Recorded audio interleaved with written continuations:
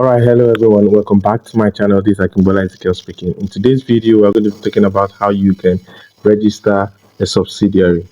And basically, a subsidiary is a company that is registered under another company in simple terms.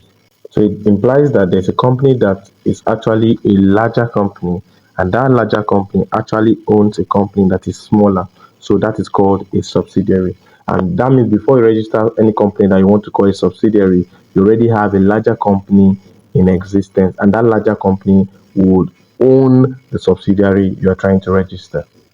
And putting this in perspective, it means that the larger company or the mother company, as it were, own minimum of at least 50% of the shares of the small company. So this is what actually makes it to be a subsidiary under the mother company. So the amount of shares that will be allotted to any company that is going to be a mother company would mean that the mother company is going to be owning 50% of whatever the percentage of shares is in that particular company that the company has so far.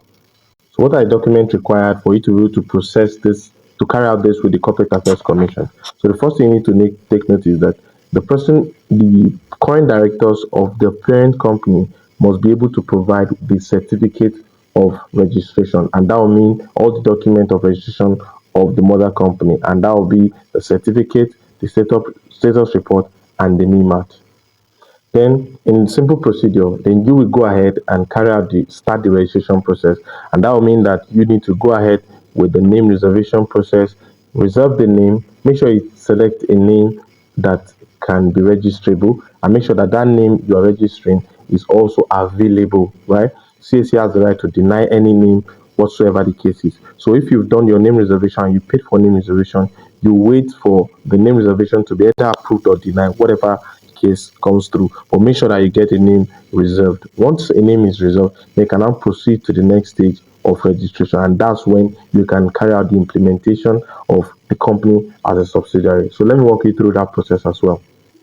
So this is mostly recommended. Now let me put it in perspective, because I believe some of you might not understand what I'm trying to say from this video. Now let me put it in perspective.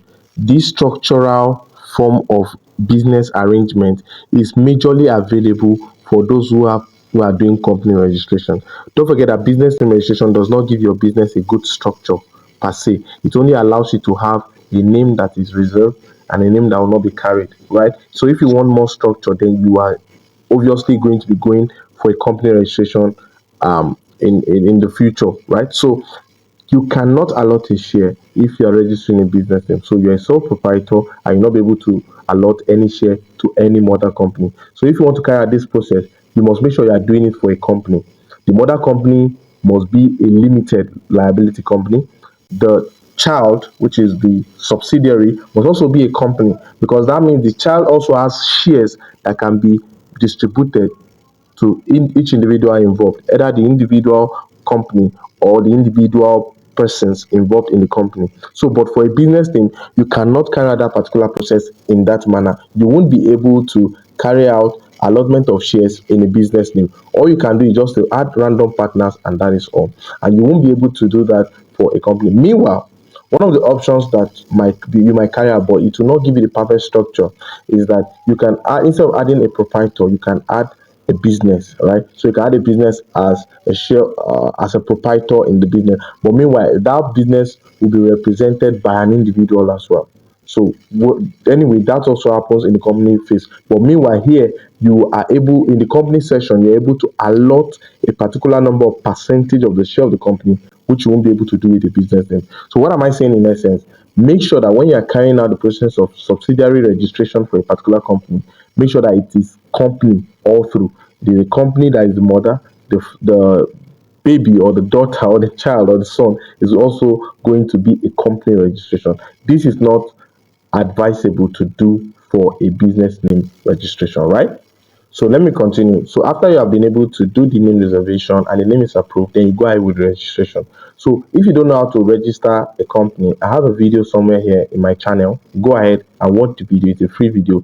Most people get to charge you money to do this process to carry out this process for you, but I have made it free of charge online. So what you are going to be doing is that watch the video and see the step-by-step guide on how you can carry out your business registration by yourself without any hassle.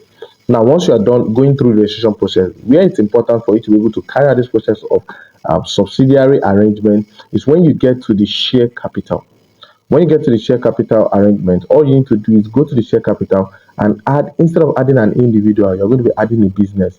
And when you're adding a business, you add and you allot at least 50% of the minimum share capital of that particular subsidiary to the mother company. And that will mean that, for instance, if you have 1 million naira share capital, you're going to be allotting 500,000 at least to the mother company. So that way, there will be a link between the subsidiary and the mother company as well, right? So this is the best way to carry out this particular process. And once you do the allotment, it's not necessary that the individual, it's not necessary for this process to work. Actually, it's not necessary that the mother company is a director, but the major thing that is important, major condition, I think that the Kama bill states is that they must own 50% minimum share capital in the company, and that's one when they become a subsidiary.